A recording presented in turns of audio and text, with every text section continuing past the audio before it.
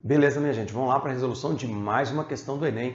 Enem 2009, segunda aplicação, uma questão tratando do conceito de gravitação, da história da gravitação, na verdade. Tá? Então, uma questão que não é muito difícil, mas pode ter pego muita gente aí desprevenido por não estar sabendo nada do assunto e até se assustou por uma questão que, no final das contas, era uma questão fácil. Tá? Então, presta atenção no texto, que esse texto tem umas dicas muito boas. Esse texto tem uma dica muito boa, apesar de ser um texto grande. Tá? Então ele fala assim: na linha de uma tradição antiga, o astrônomo grego Ptolomeu afirmou a tese do geocentrismo, segundo a qual a Terra seria o centro do universo, sendo que o Sol, a Lua e os planetas girariam em seu redor em órbitas circulares. Então, Ptolomeu acreditava que a Terra era o centro do universo e que a órbita dos planetas e do Sol ao redor da Terra eram órbitas circulares. Por que ele acreditava nisso? Pessoal, era muito mais uma questão de fé do que uma questão de ciência, né? Eles acreditavam que Deus não iria fazer um sistema planetário imperfeito, né? Então, poxa, uma elipse é uma figura imperfeita, um círculo é uma figura perfeita e Deus não faria nada imperfeito. Então, era uma coisa muito mais religiosa do que, de fato, científica. Essa era a visão de Ptolomeu. Tá? Na sequência, ele fala: a teoria de Ptolomeu resolvia de modo razoável os problemas astronômicos da sua época. Tá? Vários séculos mais tarde, o clérigo e astrônomo polonês Nicolau Copérnico, então, ele era clérigo e astrônomo, então ele era da igreja, mas ele era um astrônomo, tá? O Nicolau Copérnico, ao encontrar inexatidões na teoria de Ptolomeu, formulou a teoria do heliocentrismo, segundo a qual o Sol deveria ser considerado o centro do universo, com a Terra, a Lua e os planetas girando circularmente em torno dele. Mas reparem então que Copérnico era um astrônomo, ele fez observações. Já, por fim, o astrônomo e matemático alemão Johannes Kepler, depois de estudar o planeta Marte por cerca de 30 anos, verificou que a sua órbita era elíptica. Então, na verdade, o Kepler falou assim: olha, é o Sol que é o centro. E depois o Kepler falou: as órbitas não são circulares, as órbitas são elípticas, tá? Bom, pessoal, esse resultado generalizou-se para os demais planetas. Então, se a órbita de Marte era elíptica, as órbitas dos outros planetas também, então, seriam elípticas.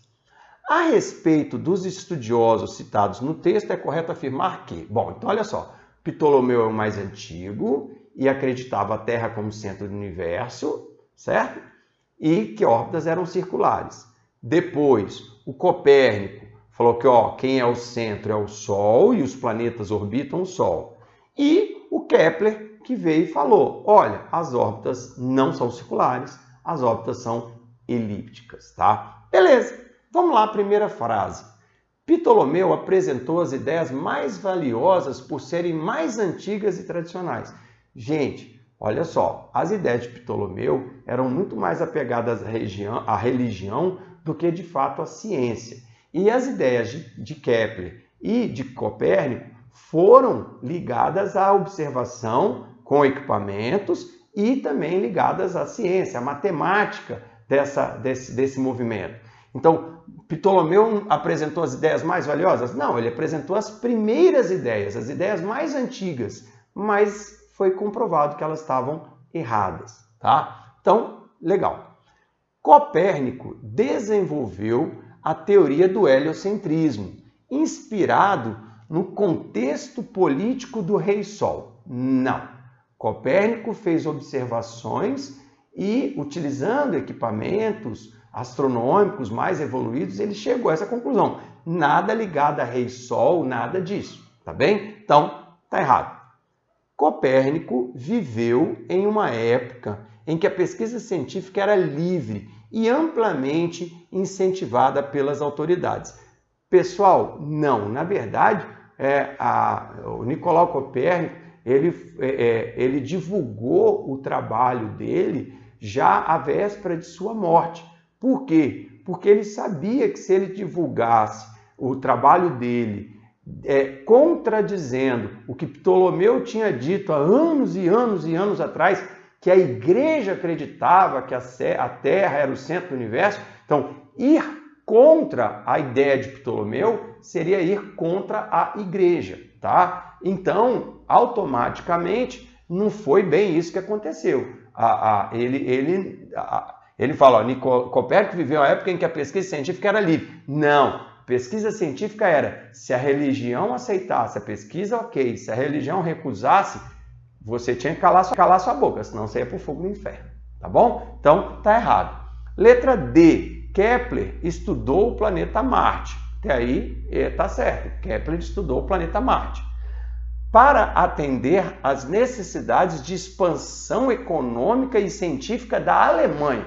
Gente, o Kepler estudou o movimento de Marte para entender o movimento de Marte.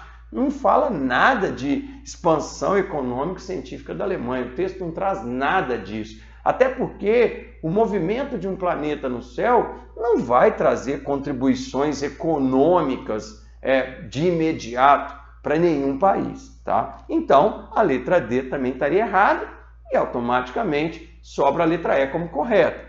Kepler apresentou a teoria científica que, graças aos métodos aplicados, pôde ser testada e generalizada.